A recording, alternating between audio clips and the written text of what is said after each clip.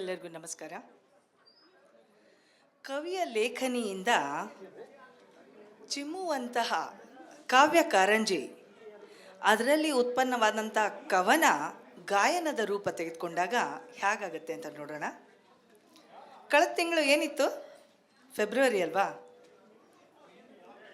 ಏನನ್ನು ಆಚರಿಸಿದ್ರಿ ಎಲ್ಲರೂ? ಬಿಡಿ. ಓಕೆ, ಮತ್ತೆ ಯುವ ಯುವ ಹೃದಯಗಳು, ಶಬಾಷ್. ಇದು ನನ್ನ ವ್ಯಾಲೆಂಟೈನ್ಗಾಗಿ ನಾನು ಬರೆದಂಥ ಕವನ.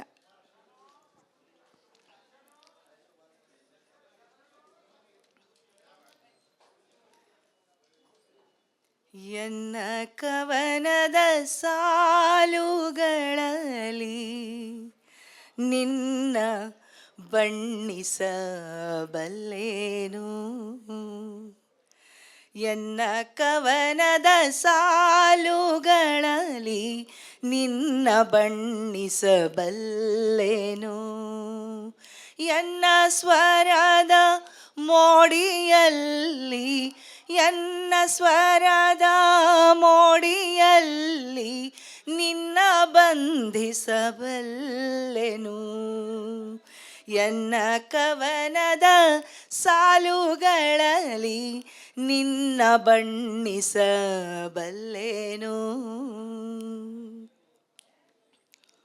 ಸುತ್ತಮುತ್ತಲು ಕತ್ತಲೆ ಕವಿದರು, ಸುತ್ತಮುತ್ತಲು ಕತ್ತಲೆ ಕವಿದರು, ನಿನ್ನ ಸ್ವರ ಒಂದೇ ಸಾಕು, ಸುತ್ತಮುತ್ತಲು ಕತ್ತಲೆ ಕವಿದರು, ನಿನ್ನ ಸ್ವರ ಒಂದೇ ಸಾಕು, ನೀನು ಮೀಟಿದೆ ಪ್ರೇಮ ಪಲ್ಲವಿ, ನೀನು ಮೀಟಿದೆ ಪ್ರೇಮ ಪಲ್ಲವಿ, ಹಬ್ಬಿತು ಪ್ರೀತಿಯ ಹೊಂಬೆಳಕು, ಎನ್ನ ಕವನದ ಸಾಲುಗಳಲ್ಲಿ ನಿನ್ನ ಬಣ್ಣಿಸಬಲ್ಲೆನು.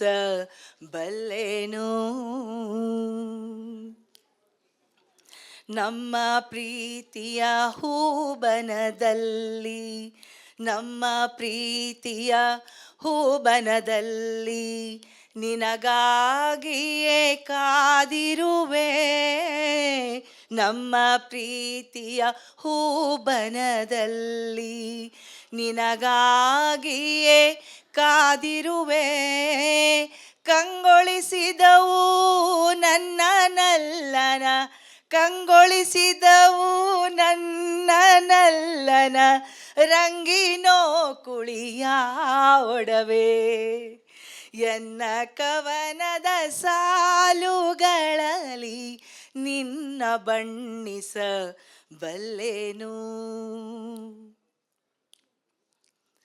ಎನ್ನ ಹೃದಯ ಮಂದಿರದಲ್ಲಿ, ಎನ್ನ ಹೃದಯ ಮಂದಿರದಲ್ಲಿ ನಿನ್ನ ಪೂಜಿಸುವ ಆಸೆ, ಎನ್ನ ಹೃದಯ ಮಂದಿರದಲ್ಲಿ ನಿನ್ನ ಪೂಜಿಸುವ ಆಸೆ, ಪ್ರತಿ ಜನ್ಮಕ್ಕೂ ಕೊಡು ನೀಯನಗೆ, ಪ್ರತಿ ಜನ್ಮಕ್ಕೂ ಕೊಡು ನೀಯನಗೆ ಬಾಹುಬಂಧನದ ಭಾಷೆ, ಎನ್ನ ಕವನದ ಸಾಲುಗಳಲ್ಲಿ ನಿನ್ನ ಬಣ್ಣಿಸಬಲ್ಲೆನು,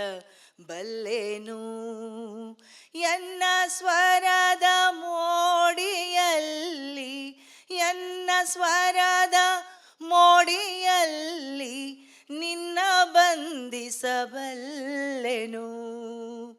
ಎನ್ನ ಕವನದ ಸಾಲುಗಳಲ್ಲಿ ನಿನ್ನ ಬಣ್ಣಿಸಬಲ್ಲೆನು, ನಿನ್ನ ಬಣ್ಣಿಸಬಲ್ಲೆನು, ನಿನ್ನ ಬಣ್ಣಿಸಬಲ್ಲೆನು. Thank you. ತುಂಬ ಚೆನ್ನಾಗಿ ಕೊಟ್ಟರು ಅವ್ರು background music. It happens always.